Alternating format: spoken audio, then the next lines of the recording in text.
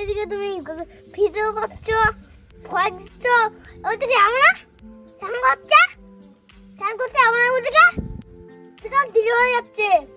কার দেরি হয়ে যাচ্ছে? আমার দেরি হয়ে যাচ্ছে, আধা বেজে যাচ্ছে, ভয় চান করতে যাবো না। নমস্কার, কেমন আছেন সবাই? আশা করি সবাই ভালো আছেন, ভালো থাকবেন, সুস্থ থাকবেন। আমার আরেকটি ব্লগে আপনাদের স্বাগত জানাই। আজকে বৃহস্পতিবার, এখন বাজে সকাল 8টা। আজ আমি একটু দেরি করেই পুজো শুরু করেছি, কারণ আজকে বৃহস্পতিবার পুজো ঘরে অনেকটা সময় লেগে যায়। তাই সকালে ঘুম থেকে উঠে আগে পুকুর পাপাকে চা করে দিয়েছি, তারপরে স্নান সেরে একেবারে ঠাকুর ঘরে ঢুকলাম। তো এরই মধ্যে আমার পুজো কমপ্লিট। এইবারে যাওয়া যাক রান্নাবান্নার দিকে। আর ভিডিও শুরুতেই তো দেখলেন পুকু আজকে আমার উপরে কতখানি রেগে গেছে। ও রেগে গেছে কারণ আমি ওকে স্নান করতে দিয়ে ছাদে চলে এসেছিলাম ভিডিও বানাতে, তো সেটাই ওর রাগের কারণ।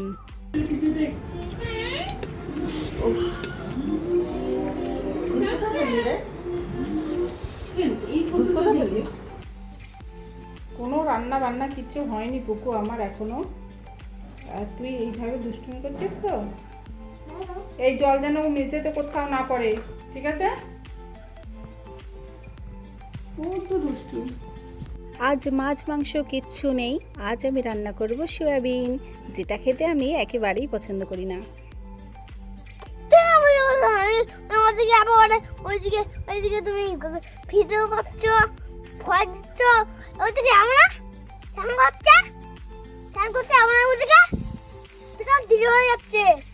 কার দেরি হয়ে যাচ্ছে? আমার দেরি হয়ে যাচ্ছে, আধা বেজে যাচ্ছে, ভয় চান করতে যাবো না। তো তুই এরকম বকছিস কেন আমাকে? তুমি তো বললে যা, তুই চান কর। তো চান করতে পাঠালাম তো। ঘাটা মোচ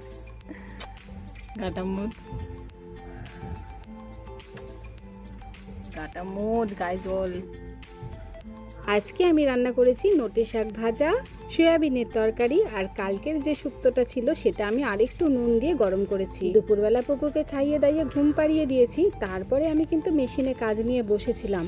ব্যাস, তারপরেই দেখি মেঘ কালো করে বৃষ্টি নেমেছে। আমি জানি না কেন বৃষ্টি এলেই আমার প্রচুর আনন্দ হয়। আমার শুধু মনে হয় যে ছুটে চলে যাই, একটু বৃষ্টিতে ভিজে নিই। তারপরে ভাবলাম যাই শাড়িটা পরে নিই, ছাদে গিয়ে দুটো রিলস বানাবো। যেই ভাবনা সেই কাজ, অমনি চটজলদি করে শাড়িটা পরে নিয়ে যেই না ছাদে গেছি, দেখি যে আমার শাশুড়ি মা ঘুঁটেগুলোকে সব বস্তার মধ্যে ভরছে, নাহলে বৃষ্টি এলে তো ভিজে যাবে।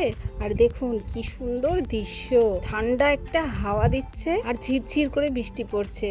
তারপর শাশুড়ি মা বললো, ওরে বস্তাটা ধর রে, হাওয়ায় উড়ে যাচ্ছে। আমি এসেছিলাম রিলস বানাতে, আর এসে দেখুন কি করছি। তো ওটা কোনো ব্যাপার না।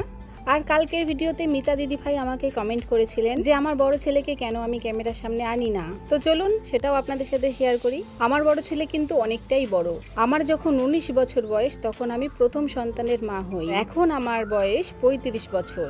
তো আমার বড় ছেলে কতটা বড় সেটা আপনারা আন্দাজ করে নিয়েছেন। আর ও এখন আমার ছেলে না, ও এখন আমার বন্ধু। আর এখন ওর এক একটা মতামত আমার কাছে অনেকটা গুরুত্বপূর্ণ। ওরই বলা একটা কথা আমি আপনাদেরকে বলছি যে মা, যবে তুমি সোশ্যাল মিডিয়াতে নিজের একটা জায়গা করতে পারবে, ঠিক তখনই আমি ক্যামেরার সামনে আসবো। তো আমি অপেক্ষায় আছি, জানি না আমার এই দিনটা জীবনে কখনো আসবে কিনা। তাও বলছি, আপনারা যেভাবে ভালোবাসা দিয়ে আমার পাশে আছেন, অবশ্যই আমি একদিন সফল হব। আর আজকে পুকু আমাকে চা বানিয়ে খাওয়াবে। তো পুকু কিভাবে চা করছে চলুন দেখে নি পুকুর চায়ের রেসিপিটা। গামলার মধ্যে কিন্তু দুধ আর জল মিক্সড করা হয়ে গেছে। এইবারে পুকু ইন্ডাকশনটা জ্বালিয়ে দিয়েছে। তারপরে সর্বপ্রথম চায়ে দেওয়া হবে চিনি। চামচে চিনি উঠছে না, তাও পুকু চেষ্টা করেই যাচ্ছে।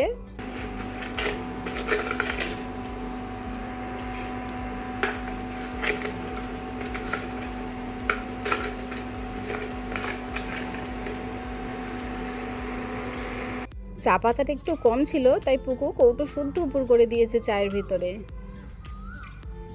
এইবারে চায়ে অ্যাড করা হচ্ছে আদা, যেটা ছাড়া কিন্তু আমাদের চা একেবারেই জমে না।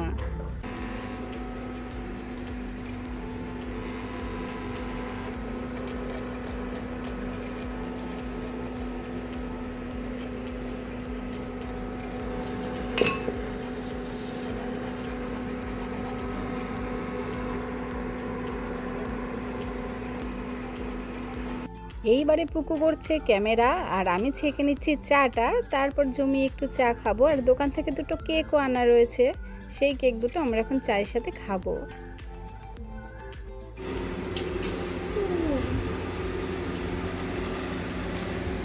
কি খাচ্ছ গো? কেক। এখানে নামাও, কেকটা নামাও এখানে।